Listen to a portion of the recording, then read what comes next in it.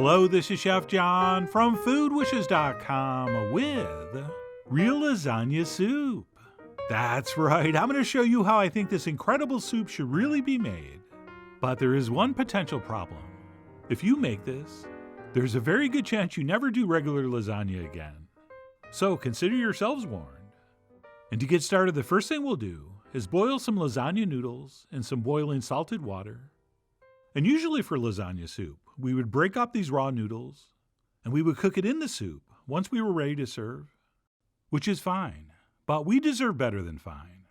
So what I did in this very successful experiment was boil these noodles for about 4 minutes, just to partially cook them. And then after about 4 minutes, I fished them out into some cold water, which of course stops the cooking process. And once those half-cooked noodles were chilled in that water and drained thoroughly, I transferred them to a cutting board and then cut them in half lengthwise, which is the first step to getting some nice spoon-friendly size pieces. Okay, we want to eat the noodles, not wrestle with them. And once those were cut as shown, I transferred those onto a parchment paper-lined baking sheet, and I arranged those in a couple overlapping rows, since what my plan was to brush these with butter and then basically toast them in a very hot oven, since the one thing every lasagna soup recipe is missing, except for this one, is the taste and texture of an actually baked lasagna noodle. And not to spoil the ending, but it really did work like a charm. So like I said, I brushed those generously with butter, and then used my fingers to rub a little bit in between the pieces. And once that was set, I transferred it into the center of a 475-degree oven for about 15 minutes, or until those noodles had dried out and sort of blistered and turned golden. And as you can see, some of the pieces on the outside actually caramelized to a dark brown and got crispy. Yes, just like the edges of an actual lasagna. And that's it once cool. All we need to do is cut or break these pieces into like 1.5-inch sections, and those will be ready to add to our soup later. So I'm going to go ahead and let those cool before I do that. And we can move on to making the base for our soup, which we'll start by adding a pound of beef to our soup pot, to which we've added a couple tablespoons of olive oil, and we place that over high heat. And besides the beef, I'm also going to add a half a pound of Italian sausage, which I bought in bulk. But you can just take a couple Italian sausage links and remove the casing, which works just the same.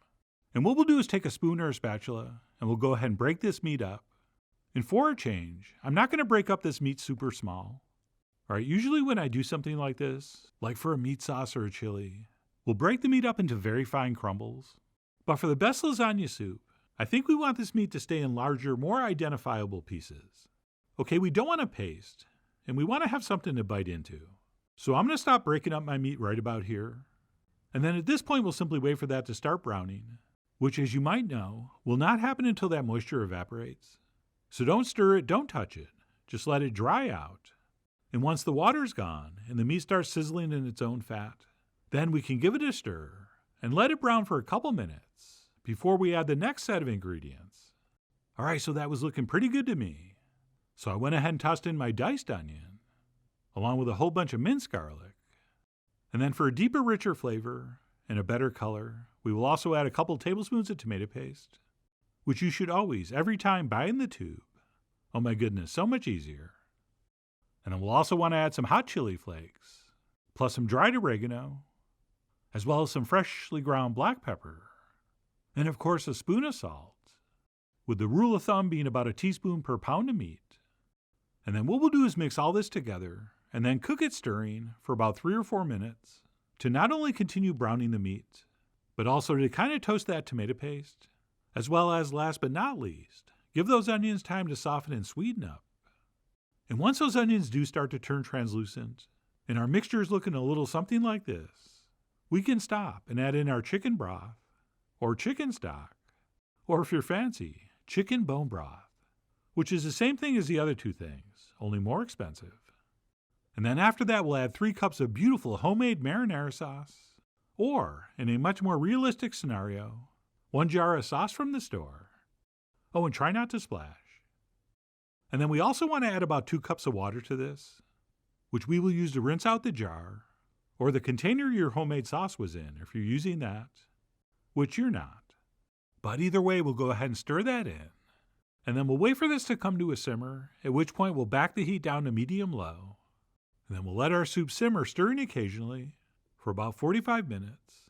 And while our soup simmers, there's going to be a certain amount of fat that floats to the surface. And how much, or even if we skim that off, is going to be up to you. I mean, you are, after all, the Cheshire Cat, of whether to remove the fat. And as that fat cat once said, let your need guide your behavior. And if you need this soup not to have fat on the top, go ahead and skim it off. And I usually do remove most of it, since the soup is plenty rich enough. But I do like to leave a little bit, since it's super flavorful. But anyway, besides skimming and giving it the occasional stir, like I said, we will let that simmer for about 45 minutes. And while it does, we can move on to mix up our cheese, which is simply going to be some ricotta, mozzarella, and Parmesan cheese, plus a pinch of salt that we will stir together. And please use the real stuff, especially the Parmigiano Reggiano. Okay, if you use pre-grated cheese for this, I am going to be disappointed. I mean, I probably won't find out, but if I do, I will be very disappointed. But anyway, we'll give that a mix, and then we can leave that right on the counter, unless you're making this way ahead, in which case you can transfer it into the fridge.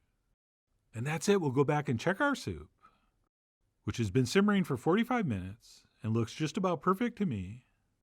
And then what we'll do at this point is raise our heat to medium-high, and we'll go ahead and transfer in our cut-up toasted noodles. And once that's been stirred in, we're going to want to cook this about 10 minutes or so, or until those noodles are nice and tender.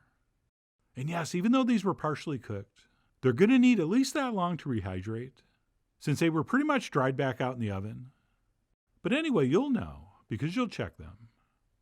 And that's it after cooking our pasta for about 10 minutes or however long it takes. Once we're happy with it, we can reduce our heat to low. And as you may be able to notice, the starch from that pasta has thickened up our soup a little bit.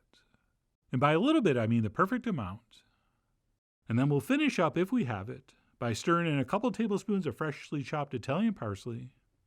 And then once that's been stirred in, before we start ladling this up into bowls, we should definitely give it the mandatory taste for seasoning and adjust the salt if need be. But mine was just right, so I went ahead and served up.